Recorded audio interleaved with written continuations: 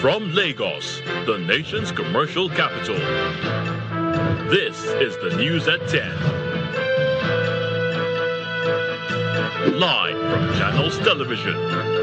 Reporting tonight, Ayotunde Balogun.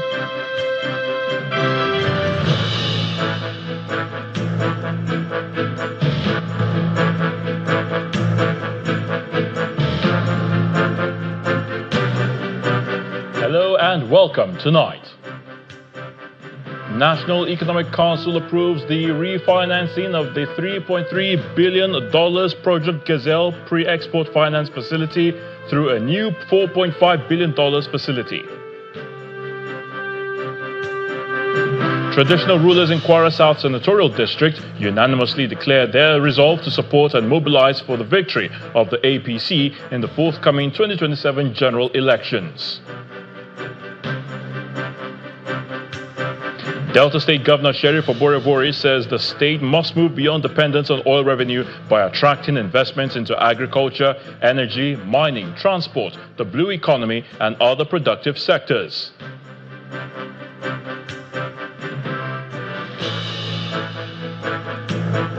And French authorities say more than 150 migrants rescued after the boats they were using to cross the channel caught fire on Tuesday morning.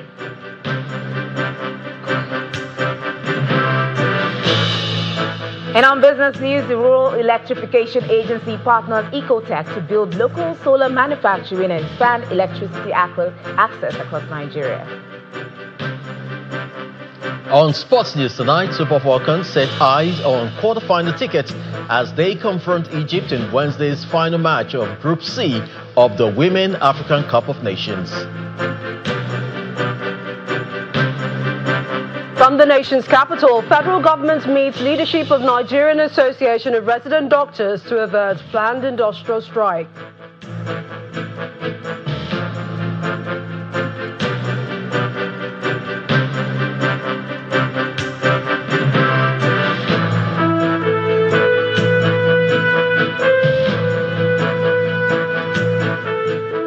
The National Economic Council has approved the refinancing of the $3.3 billion Project Gazelle pre-export finance facility through a new $4.5 billion facility named Project Gazelle 2. This was the outcome of the 159th meeting of the Council, which held virtually, chaired by Vice President Kashim Shettima. The approval allows NNPC Limited to refinance the outstanding balance of approximately $1.5 billion under the original 2023 facility, while unlocking an additional $3 billion in liquidity to strengthen the country's external reserves and support ongoing fiscal and infrastructure priorities of the government.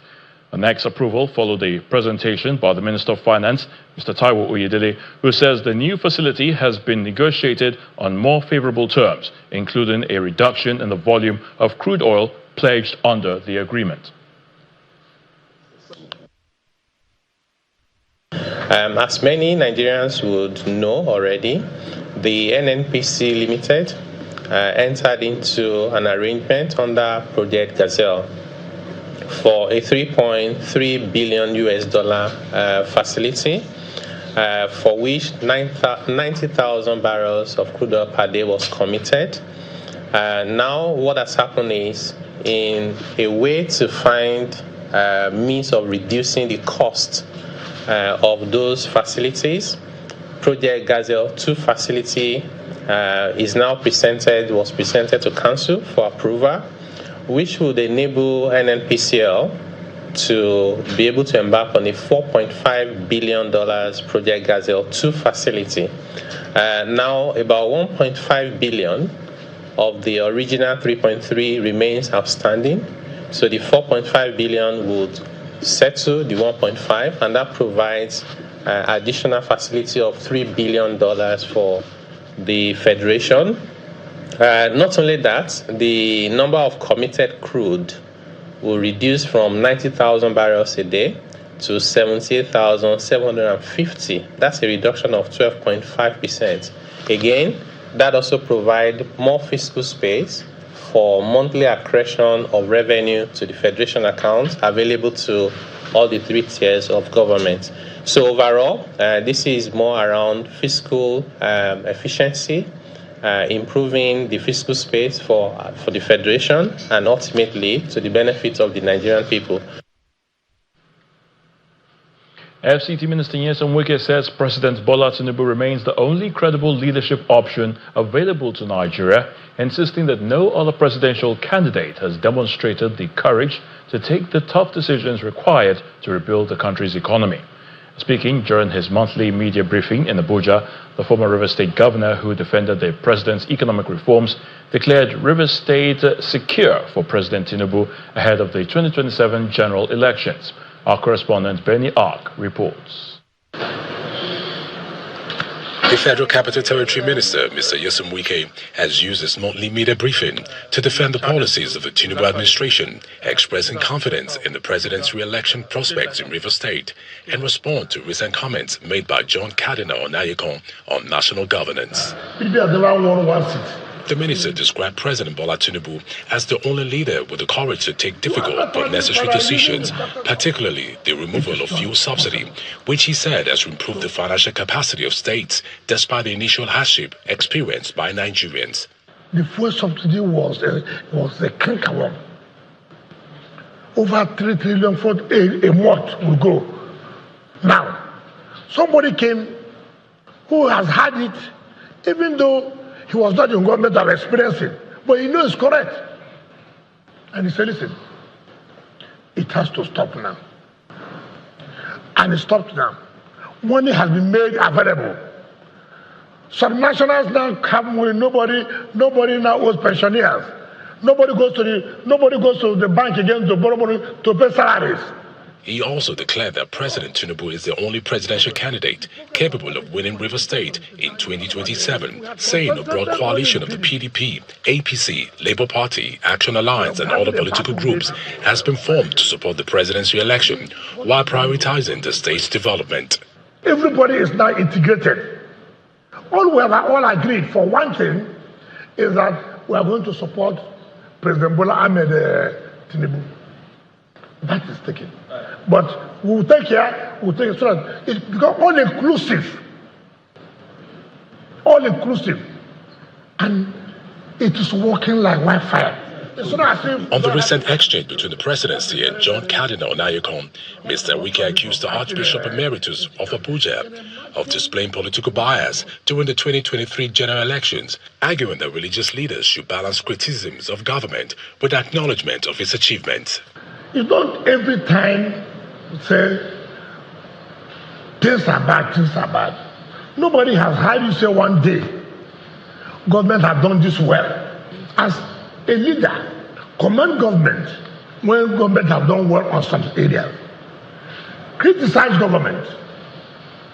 Now look, yes, you have done this well. But we think that you should look into these other areas. The FCT minister reiterated that effective leadership requires the courage to make difficult decisions, expressing confidence that President Tinubu's policies will deliver long-term benefits, while insisting that his political coalition in Rivers State remain focused on supporting the president's re-election and the state's development. Benny Ark, Channels Television News. Now, Mr. Nyesom Wike shows his support for President Bola Tinubu. The vice presidential candidate of the African Democratic Party, the ADC, Mr. Rotimi Amechi, has asked President Tinubu and his aides to respect the Christian faith and stop insulting Christian leaders. Speaking on our political program, Politics Today, Mr. Amechi explains that religious leaders are in a position to point out to those in government on major crises confronting the country. When you look at the bishops of the Catholic Church and insult them, now you look at him and you insult him because he has come to see the president. So when the president has said to you, all is fair in politics, when the Catholic Church is crying about the possibility of having an election that may not be fair, what the president needs to do is to reassure the country. APC and PDP and ADC, they will slug it out in a and even field. The president continues to tell the public that he will win the election at all costs until we get to the field. Whatever the president wants us to do at the field, we will do it at the field. So for me, I'm not worried about what he wants to do. Whether he will wrestle, he won't wrestle. We will meet at the field. We will meet there. We will meet there. Nigeria has to be rescued, but that's not the issue. The issue is that what the president and his men are doing is insulting my faith. Then you look at the cardinal who, by the way, is appointed by the Vatican. The Catholic Church is the only church in the world that has ecclesiastical department. Sacramental. So you have the Vatican, which is political, and you have the Catholic Church. Then you look at these people and you begin to insult the cardinal. Not only are you insulting a cardinal, we are 35 million Catholics and you're insulting us. The church has the responsibility of speaking truth to power. And they do it from time to time. In the case of Buhari, they protested on the street. Did you hear Buhari insult them? The Catholic Church has no political leaning. But in fact, that's where they make a mistake. Cardinal Niko himself supports nobody. I've had several conversations with him. The only thing that pains him is the level of indiscretion and poverty in the country and corruption. Where should the line be? Do you know why I'm here? Yeah. I just think that they try to intimidate an icon. Because the election is very far away, so they are trying to intimidate him the way that they try to intimidate the population. Traditional rulers in Kwara South Senatorial District have unanimously declared their resolve to support and mobilize for the victory of the All Progressives Congress, APC, in the 2027 general elections. The Royal Fathers believe Governor Abdurrahman Abdurrazak has done well to earn their support. They made the pledge when the APC candidates in the state paid courtesy visits to the traditional rulers across Kwara South. This is a thank you visit by candidates of the All Progressives Congress for the 2027 general elections in Kwara State. The team led by the state chairman of the party, Mr. Sunday Fagbemi, includes the governorship candidates and State House of Assembly candidates.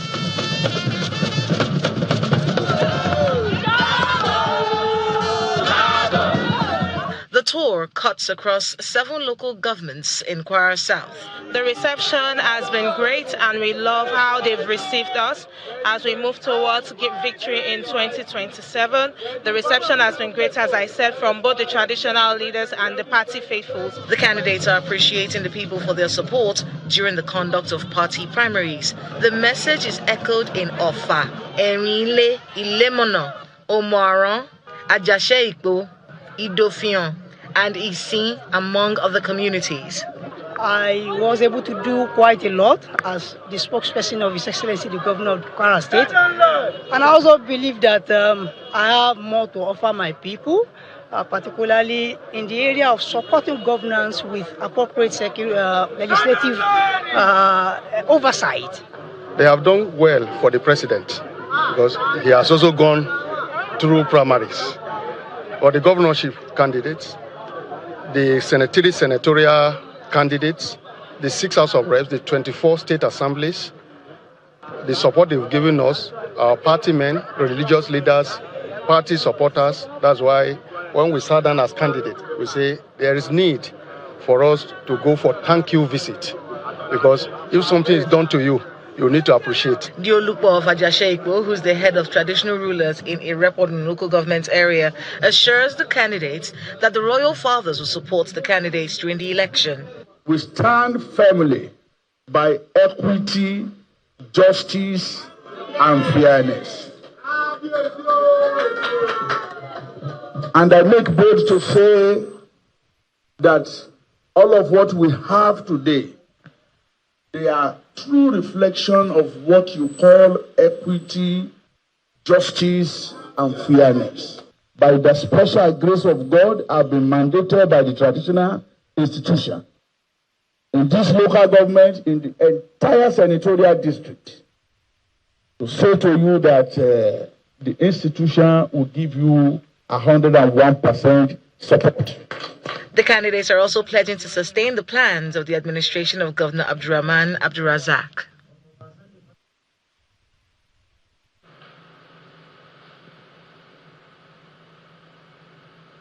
In part 2, after the break, Minister of Education Maruf Alausa directs vice-chancellors, rectors and provosts across the country to dismiss any student found culpable of involvement in kidnapping or other related crimes after due investigation. Please stay with us.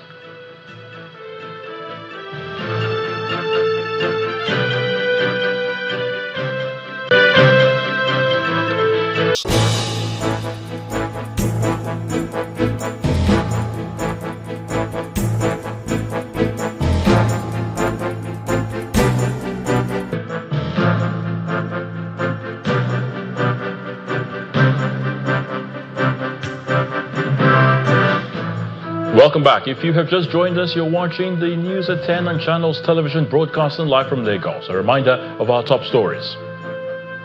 National Economic Council approves the refinancing of the $3.3 billion Project Gazelle pre-export finance facility through a new $4.5 billion facility.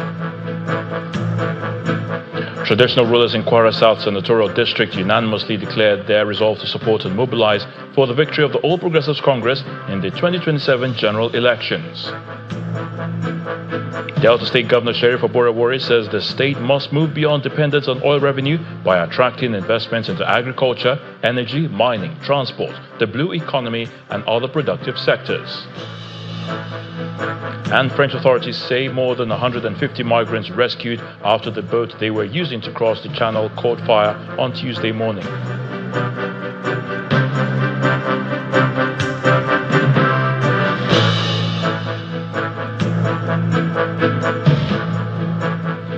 Delta State must move beyond dependence on oil revenue by attracting investments into agriculture, energy, mining, transport, the blue economy, and other productive sectors. And those are the words of Governor Sheriff Oborevwori. The governor made the call at the second day of the Delta State Economic and Investment Summit in Asaba, with panels of discussions on various economic topics where experts and investors explored opportunities capable of driving economic growth, industrialization, and job creation.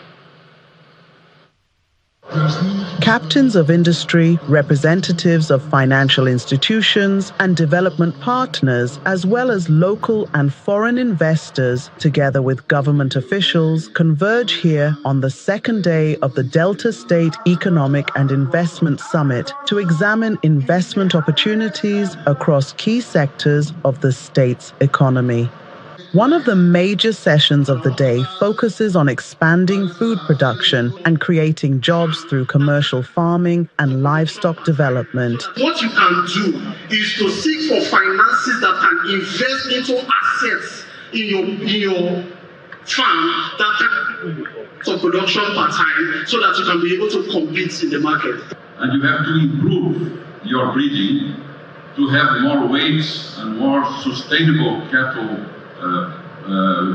population, cattle breeding, and develop the livestock, the slaughterhouse, beef processing, cold storage, and distribution as a chain simultaneously, because there is a deadlock, in my opinion, here in Nigeria today.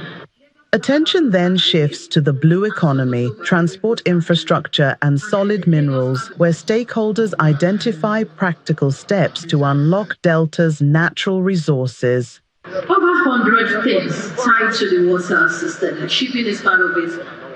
Fisheries and aquaculture, human capital, inland waterways. But the problem that we have, at least in the last 15 years that I have come in and operating hands-on, is coordination and execution. The governor tours the exhibition stands before returning to the summit arena to reiterate his administration's commitment in creating an enabling environment for sustainable investments. This is more private sector summit. It's not about saying government. We actually want to partner with investors. But you can see that it's private sector. We want to hear listing and see how we can harness the strength that we have.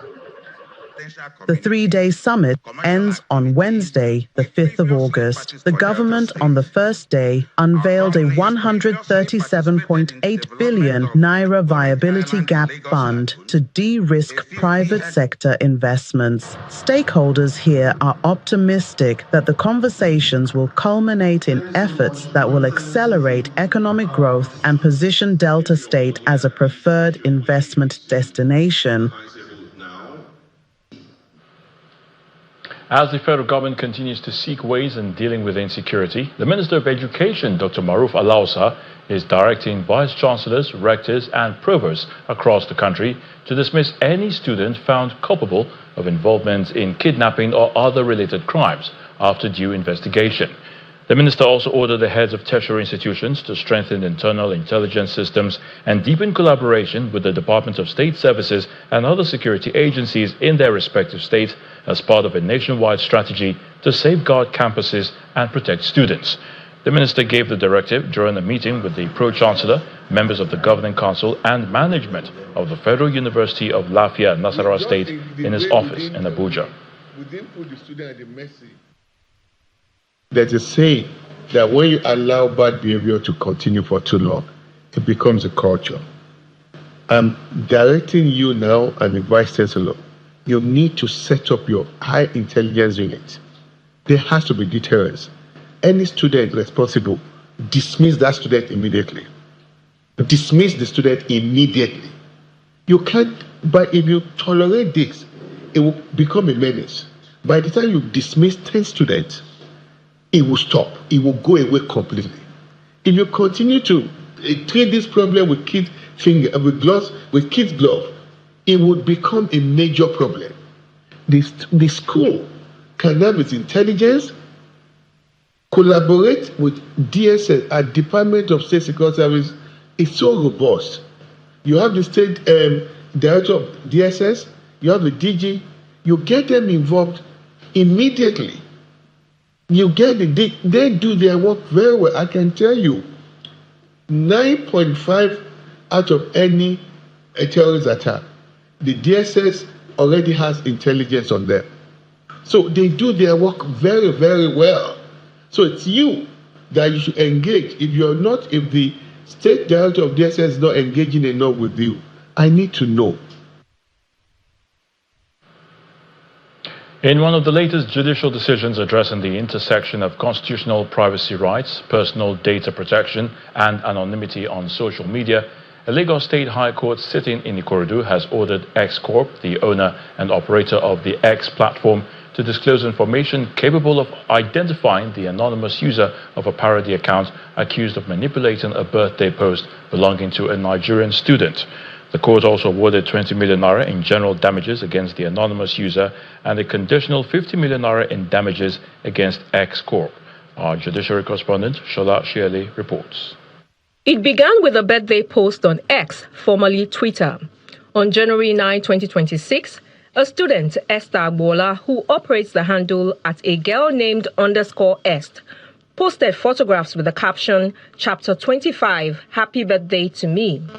But according to documents before the Lagos High Court sitting in Ikorodu, an anonymous user operating the parody account at BoutMoney112 retrieved an earlier post she made a year before to celebrate her 24th birthday and allegedly altered its timestamp to make it appear as though it was published in January 2022.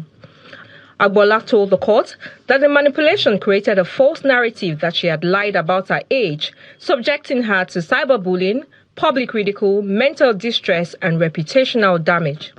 She sued X and the anonymous account operator. Neither respondent entered an appearance or filed processes to defend the suit. In a judgment delivered in June 2026, Justice Adeniyi Pokanu held that the unauthorized manipulation, alteration, and republication of the post violated Agbola's constitutional right to privacy under Section 37 of the 1999 Constitution. The court also found the conduct contrary to Sections 24(1)A and 24(1)E of the Nigerian Data Protection Act, which require personal data to be processed lawfully and fairly, and to remain accurate and not misleading. Justice Pokanu ordered X to, within 14 days of being served with the enrolled order, disclose information capable of identifying or locating the anonymous user. The court awarded 20 million naira in general damages against the anonymous user for the mental anguish suffered by Agbola. It also awarded 50 million naira against X Corp, conditionally, payable if the company fails or refuses to comply with the disclosure order.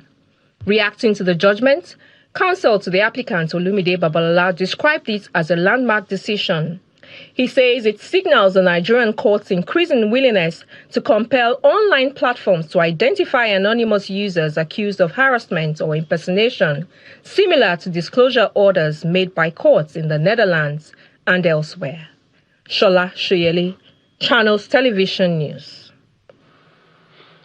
Nigeria's drive to build a new generation of transformational leaders has received a boost as the Citadel School of Government, in partnership with the University of Lagos Business School, graduates its pioneer class of 69 professionals with advanced diplomas in public leadership and statecraft.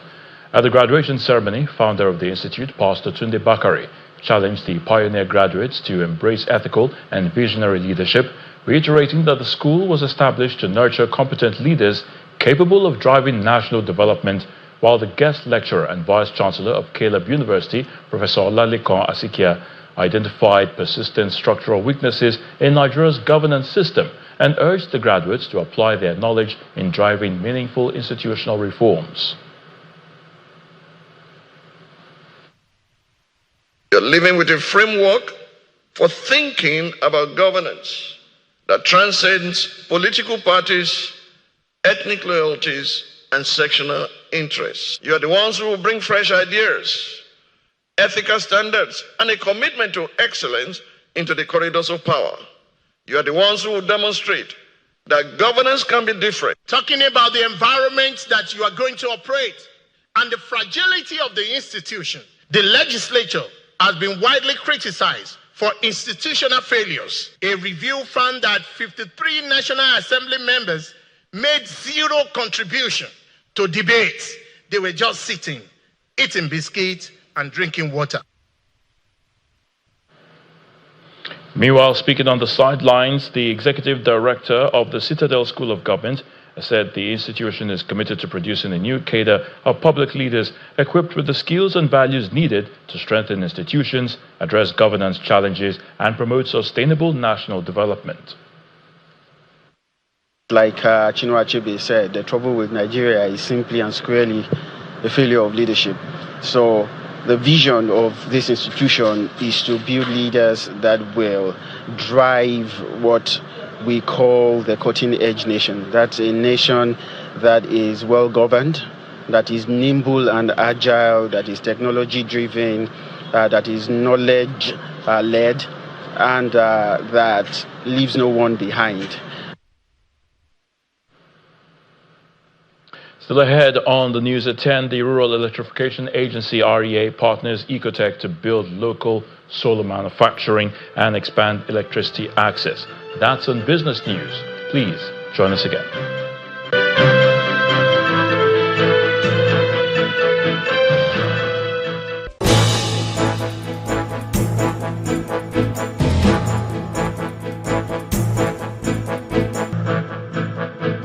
Welcome back. Let's head to the nation's capital now, where Millicent Walker is standing by for the latest from our Abuja studios. Over to you, Millicent. Thank you, Ayotunde. It's a race against time to deal with lingering issues affecting doctors in the country following the meeting between the federal government and the leadership of the Nigerian Association of Resident Doctors, NARD, to avert the association's planned strike. NARD President Dr. Mohammed Sulaiman says he is optimistic for a positive outcome, as he notes that the issues in contention have been resolved in principle with clear timelines agreed for the implementation. Speaking after a high-level meeting convened by the Chief of Staff to the President, Femi Gbajabiamila, which brought together key government stakeholders, the NARD President commended the Chief of Staff's consistent role in resolving disputes involving resident doctors, but notes that the planned strike could not be called off immediately, even as the latest commitments, according to him, had moved the needle to a very large extent. I want to put on record that this is not the first time the Chief of Staff has intervened in matters relating to resident doctors in this country. About 6-7 years ago, when he became Speaker, it was the first opportunity he had to intervene, and he has always intervened. And whenever he came into our issues, our matters are solved. And today, I can tell you our matters are solved. Solved in the sense that timelines have been agreed upon by various agencies of government. On salary and promotion areas, we're talking about a week. On the call mill issue in Luth, we're talking about a week so that we'll get implementation. We have agreed on a figure, we have agreed on numbers. We have also agreed on house officers so that they don't have to wait for a whole month before they get the previous month's salaries. In fact, he has given a standing order that before the 10th of every month, salaries of house officers, I can't stand here and tell you I have called off a strike. What I'll do, I have the utmost confidence that what he has done today has moved the needle to a very large extent to have solved our matters, and we'll wait for Monday. I have National Executive Council members. I will have a conversation. I have to report all of this back. We will sit down. We will take a decision. Now, I want to specify some. You are missing the point. The point is, the person that called us for a conversation has never failed resident doctors. That is what I'm emphasizing. Can we hold on to that?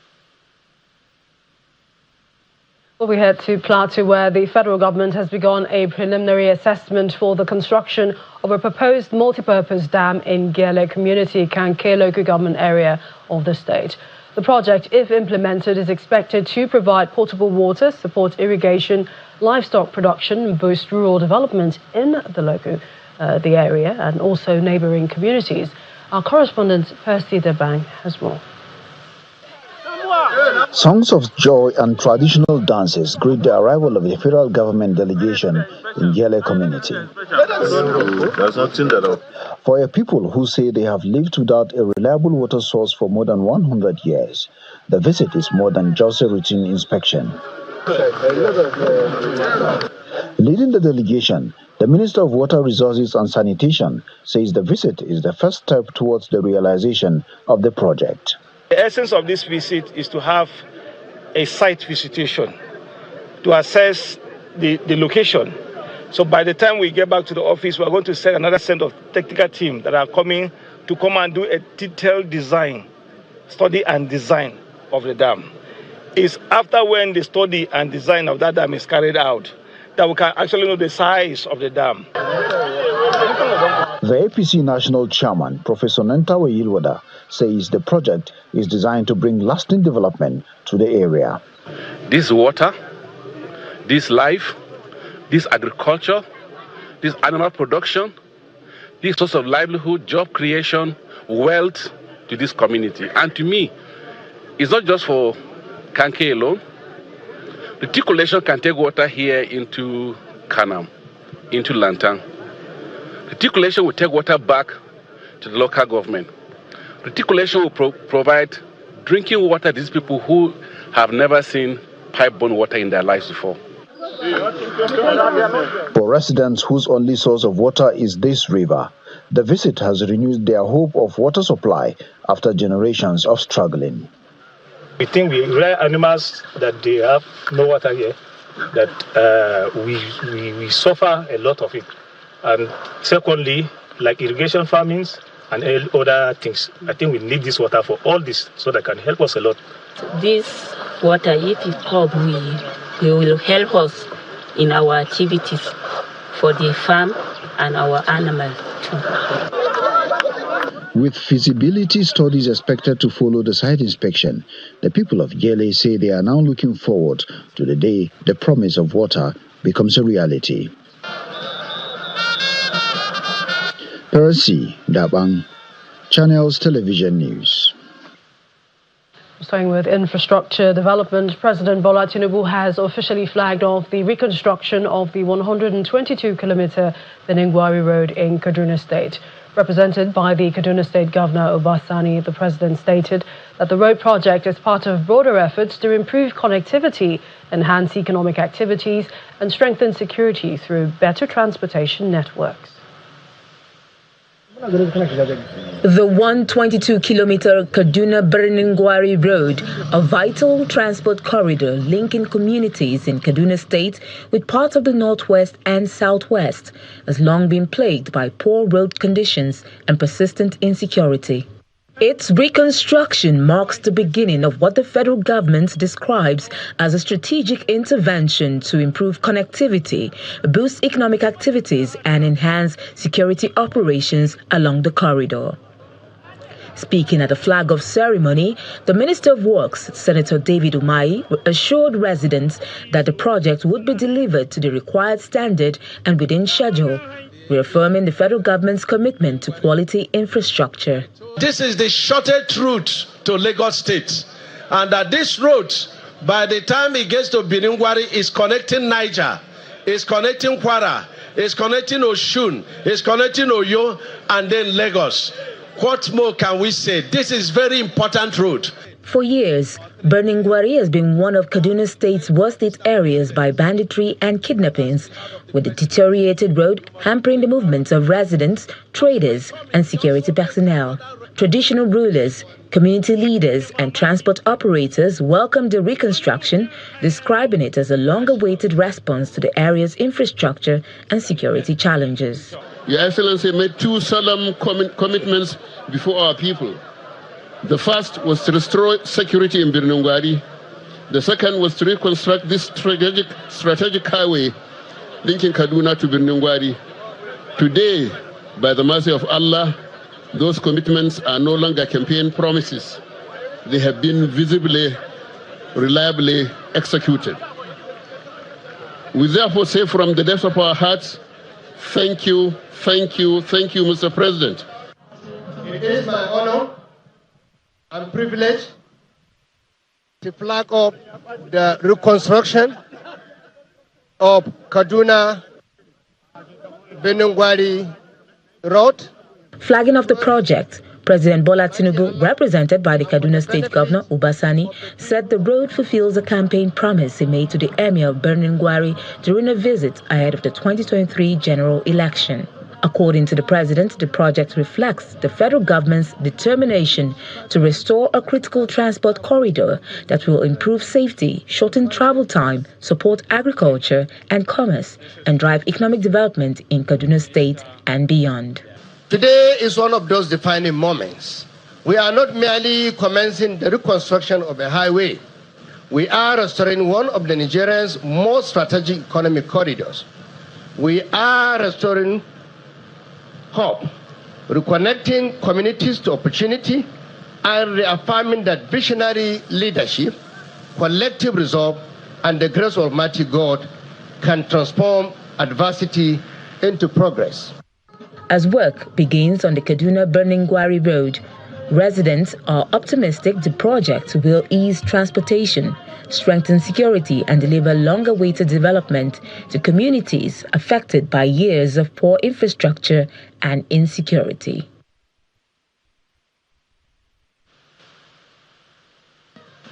And that's it from Abuja. Back to Ayotunde in Lagos. Thank you so much, Millicent. Two flagship digital assets, the Digital Industrial Park and the Digital Bridge Institute, belonging to the Nigerian Communications Commission (NCC), is now officially in the care of the Enugu State Government for full utilization over an initial 15-year period. Speaking during the handover ceremony at Government House Enugu, Governor Peter Mbah described the Digital Industrial Park and the Digital Bridge Institute as strategic national assets that will help position Enugu as one of Nigeria's leading digital economies. Explaining why the Commission entrusted the facilities to Enugu, the Executive Vice Chairman of the NCC, Aminu Maida, said the state's investments in education, infrastructure, and digital capacity gave the Commission confidence that the facilities would be fully utilized to achieve their intended purpose. We're also looking at transforming the Digital Bridge Institute to an AI, to a world-class AI institute. I'm sure if you have followed the news, we have already taken steps working with some team from Qatar, because we also want to make sure that it becomes a certification center for AI in the continent. So our ambition for those various institutes are quite, huge. This partnership reflects an important principle. No single institution can build Nigeria's digital future alone. The federal government, state governments, the private sector, academia, and development partners all have complementary roles to play. Our progress will depend on how effectively we bring these capabilities together in pursuit of common objectives. Your Excellency, I thank you for your vision, for embracing this partnership, and for your commitment and patience to ensuring that digital transformation translates into real opportunities for the great people of Enugu State.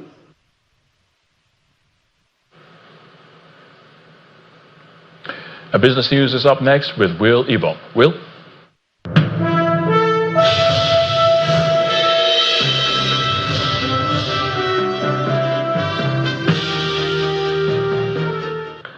Thank you, Aya. And the Rural Electrification Agency, REAS, partnered with Ecotech Development Nigeria Limited to establish a solar panel and battery manufacturing facility in Nigeria as the federal government moves to reduce dependence on imported renewable energy equipment. Now, speaking in Abuja during the signing of the agreement, REA Managing Director, Mr. Abba Aliyu, said the partnership will help build local manufacturing capacity at a time when more than 85 million Nigerians, that's about 40% of the population, still lack reliable access to grid electricity. Mr. Aliyu describes the agreement as a major milestone, saying it marks the first time a Tier 1 Chinese renewable energy company will establish manufacturing operations in Nigeria. He adds that the project will create jobs, retain foreign exchange, reduce imports, and support faster electricity access across the country. Now, with 43 insurance companies meeting NICOM's recapitalization requirements and 8 still awaiting regulatory clearance, attention is shifting from compliance to impact. The Chief Executive of NICOM Insurance Commission, Mr. Olusegun Omosheyin, says the real measure of success will be a stronger industry with greater financial capacity to support large-scale investments, deepen risk underwriting, and contribute more effectively to Nigeria's economic development. It wasn't just an exercise for the sake of it. So what we expect to see from the recapitalization is to see enlarged capacity of underwriters, insurers in Nigeria. And what do I mean? We want to see insurers that are able to take on bigger risk, by so doing enable bigger projects, particularly in critical sectors like energy, manufacturing, agriculture, what have you. And these are essentially how we can create value for the Nigerian economy. Now, outside shows Amazon founder Jeff Bezos has filed plans to sell up to 15 million Amazon shares worth about $4 billion following a strong rally in the company's stock. The filing sent Amazon shares lower, with the stock falling about 2%, and the sale will be carried out under a pre-arranged trading plan adopted last year, meaning the transaction was planned before the recent share price surge. Now, we're looking at what is happening there. We see Bezos remains Amazon's largest shareholder, while analysts say that the sale does not change the company's long-term growth outlook and is supported by cloud computing and artificial intelligence businesses.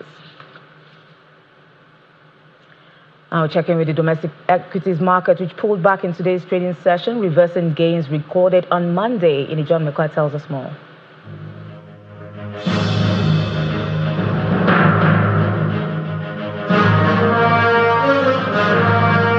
Good evening, everyone. Welcome to the Stock Market Report. Well, sentiments flipped at the NGX today. We saw investors doing more profit taking. They took out 599 billion naira. Of course, that brings the red color to the all share, and losing that 245,000 level right there. And of course, the market cap has also dropped some of those billions right there. And then we look at the sectors. We see banking today lost its shine. We saw a drop in banking, 1.27, and most of it came from First Holdco. So when you accumulate a lot of profit, of course, you expect investors to take part of it. That's what they did today, even though First Holdco has also offered 10.4 billion ordinary shares. So if you want to be part of First Holdco, this might be a good opportunity. But banking is down. Oil and gas is slightly up today. We saw O&O also releasing their unaudited half-year results, and some numbers there for revenue and profit, but maybe not so impressive. Insurance, interestingly, just finished their recap, but we see profit taking on that sector, 1.11% at the close of the top trades today. Well, not so much of a movement right there. Hardly any change in the price of Japan Gold, Sterling, NG, and FCMB. But the most important thing is that the bear is back.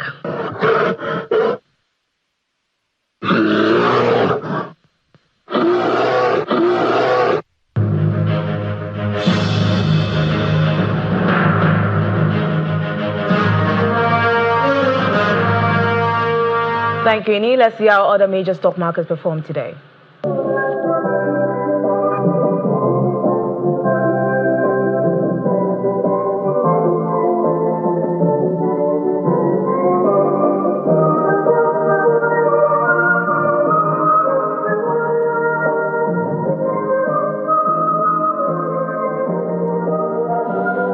that's Business News. I'm Will Ebong. Back to you, Ayo.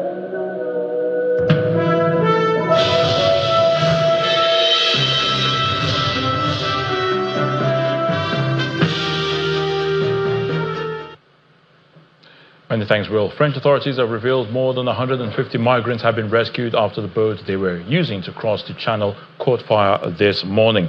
The boat was attempting to cross to the UK when its engine caught fire, according to the French Maritime Prefecture of the Channel and North Sea. Here's Simon Pusey with more international news and around the world in 5 from our London studios. Good evening and welcome to the Channel studios here in London with your international news around the world in 5. More than 150 migrants have been rescued after the boat they were using to cross the channel caught fire. The boat was attempting to cross to the UK when its engine caught fire, according to the French Maritime Prefecture of the Channel and North Sea. It said 157 people have been rescued and are being taken to port in Boulogne-sur-Mer. There are no reports of anyone having been injured or killed.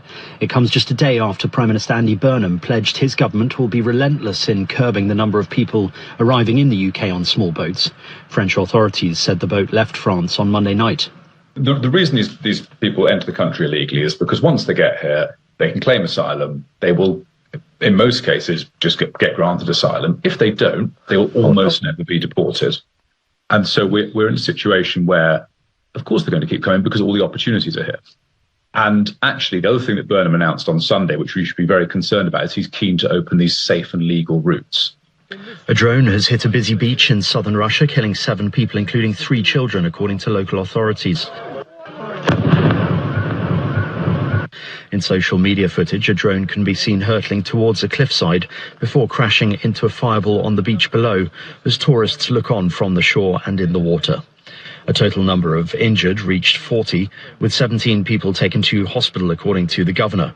He accused Ukraine of a deliberate strike on civilians. Ukraine has not commented. Both sides deny targeting civilians deliberately, and it is unclear what the drone was targeting. Meanwhile, at least 5 people have been killed and 10 more injured in a Ukrainian drone strike on a warehouse close to Moscow overnight. The official did not specify what had been targeted, but Ukraine has been carrying out strikes on facilities operated by Wildberries in recent weeks, often dubbed the Russian Amazon. Kyiv says the depots are used to supply the Russian military, which Moscow denies. Local officials also said Wildberries warehouses were targeted in the St. Petersburg and Tiva regions. European Commission President Ursula von der Leyen has called for united action on border security after the chaotic influx of tens of thousands of migrants from Morocco into the Spanish enclave of Ceuta last week. Spain estimates that around 69,500 migrants have now returned to Morocco, exceeding initial estimates of 50,000. The official death toll on the Spanish side of the border stands at 72, with 11 deaths on the Moroccan side. Cameroon's veteran leader, Paul Biya, who has not been seen in public for nearly 2 months, has reshuffled the country's military amid growing concerns over his prolonged stay abroad. The 93-year-old president appointed officials to key positions within the army and promoted 5 colonels to the rank of brigadier general. The eruption of the Fuego volcano in Guatemala has triggered the evacuation of at least 2 villages on its slopes. Fuego, one of the most active volcanoes in the Western Hemisphere, started spewing lava and ash. Pyroclastic currents, which are rivers of gas, volcanic ash and rock fragments, continue to flow down Fuego's southeastern slope. Disaster management agency CONRED issued a nationwide orange alert, the second highest, and warned locals to be prepared for more eruptions.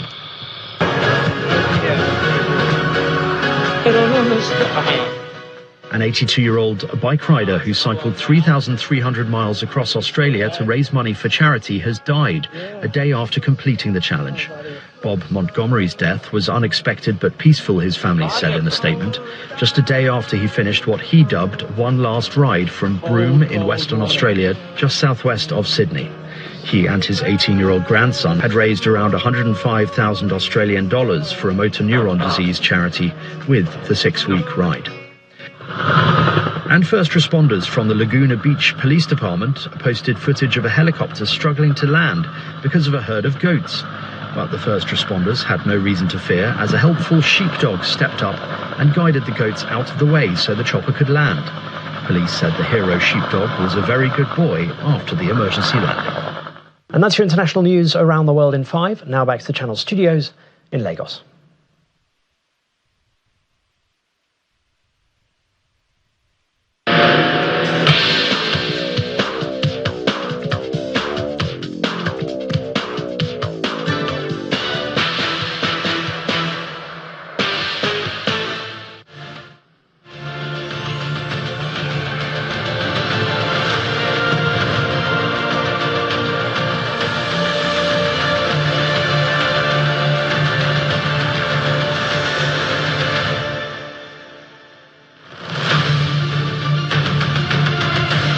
Thank you, Simon. Welcome to Sports News. Super Falcons head coach says he would have to adopt a different strategy as the 10-time African champions target a ticket to the quarterfinals as they confront Egypt in Wednesday's final match of Group C of the WAFCON. Sitting third in Group C with 2 games played, the Super Falcons must overcome the Egyptians to advance with Zambia and Malawi also in contention for the top 2 spots. It's always work in progress. You cannot say you have done everything up to the end of the tournament because the opposition is not the same. The strategy they adopt will not be the same. So you also must be making constant changes here and there based on the approach that you see from the opposition. And we are doing our best to make sure that all those sort of weaknesses or challenges that we notice in the games, we try to address them with the players. We look at them critically with the video shows, point out some of those mistakes that we do for them to even see themselves. And defender Osinachi Ohali says every player knows what's at stake against the girls from Egypt as she eyes her 6th WAFCON title as a player. She is confident the team will return home again with the title. Tomorrow is another good day. I think it's even more important than the first and second game we played. We already know what's at stake. We know the importance of the game, and we're going to take it with all seriousness and even do much better than what we did in our last game. 6 WAFCON, 5 champions, and this is my 7th one with the team, and it's still the same passion, the same love for the game and all of that. That's what has been pushing me, and the love in the team. It has always been there. It has always remained the same. We keep pushing, and then we make sure we take the 6th one for myself and then the 11th one for the country.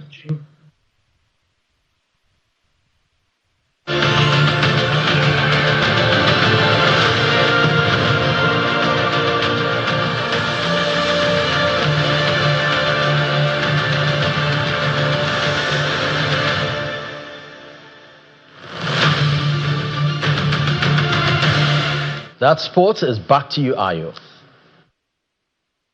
And the main news again. The National Economic Council has approved the refinancing of the $3.3 billion Project Gazelle pre-export finance facility through a new $4.5 billion facility. And traditional rulers in Kwara South Senatorial District have unanimously declared their resolve to support and mobilize for the victory of the All Progressives Congress in the 2027 general elections. That's the news at 10 tonight. Thank you so much for watching. I'm Ayo Tunde Balogun. You're welcome.